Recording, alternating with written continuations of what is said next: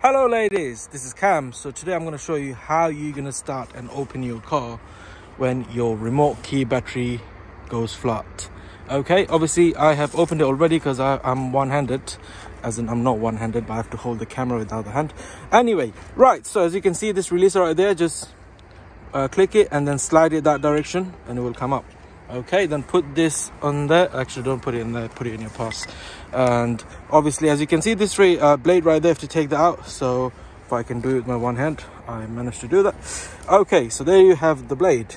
Put it in there and then twist it and it will unlock this way or that way, whatever way it is, because mine's already open.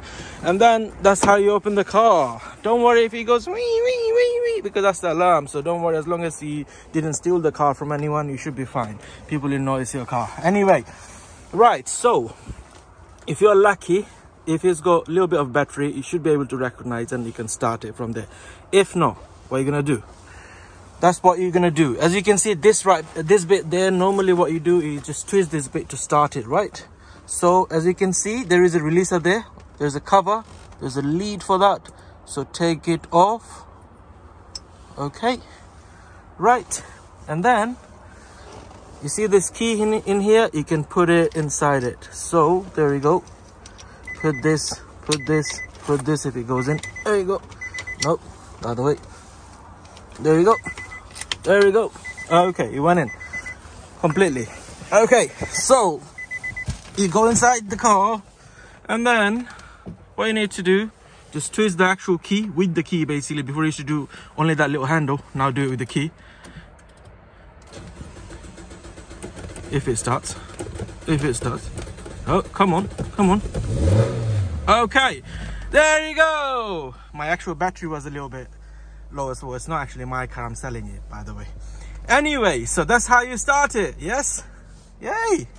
So now I'm going to show you how to change the actual battery of the key.